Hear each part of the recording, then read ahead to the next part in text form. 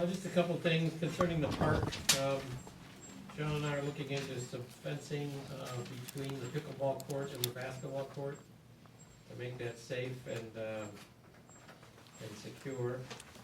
As John mentioned, they tilled the fields already, and the baseball group got in and did some tilling of their own and some dragging. So we're trying to stay ahead of the floods, and hopefully we can get some cooperation from Mother Nature.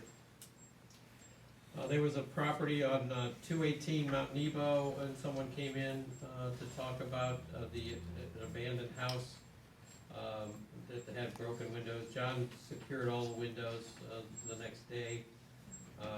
We had Don Mercer, our building inspector, check the property, and he said that it's not condemnable.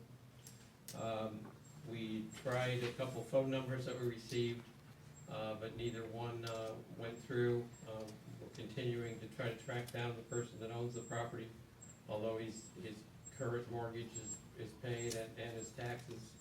But Jim and I posted letters at both of his properties asking him to contact us to get some information on what he wants to do with the property, and also to register it as an abandoned or vacant house.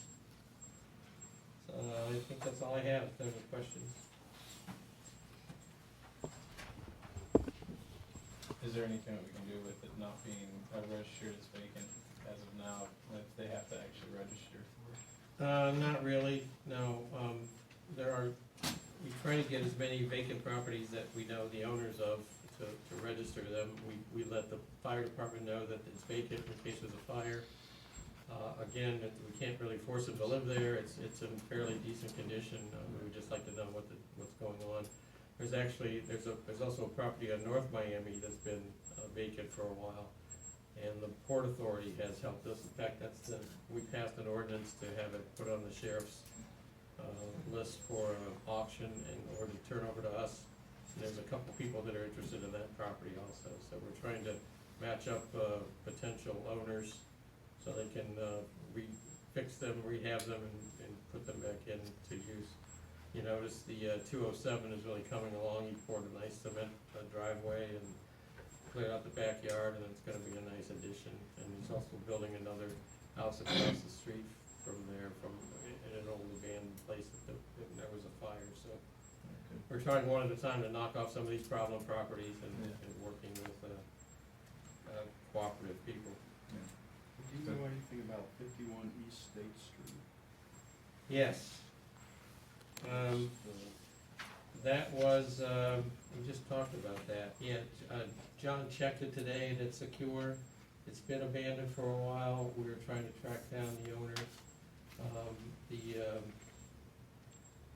There are 3 properties that I'm dealing with. I'm trying to think if that one hasn't been sold. A couple properties that have been abandoned have been sold and they're being rehabbed. That one, we're still trying to track down the owner, but we have secured it and it's safe at this point.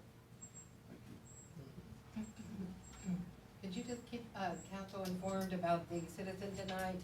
They had the issue with the fencing around the substation. Doesn't sound like it would be that hard to solve. I mean, just basically he's asking for landscaping, right? So just keep council informed on your meetings. Yes. So that we. Does Duke have like a picture of the final, what it's supposed to look like? We've asked for that, and they say because of security reasons they can't really give us that. But we're working with them and they've been cooperative. Right. I mean, just asking for some landscaping so it doesn't look so industrialized, right? Yeah. Okay. I think that wouldn't be that hard to solve. We made a request on Mr. Babel's behalf for a wall versus a fence. The issue with the wall is that it's probably easier to climb or put they're concerned about safety issues and security with the things that happened in North Carolina, et cetera. But they're being cooperative. And again, they've even offered to give us a grant for the landscaping, since it'll be on our dime, essentially. Great. But yes, we'll keep everybody posted.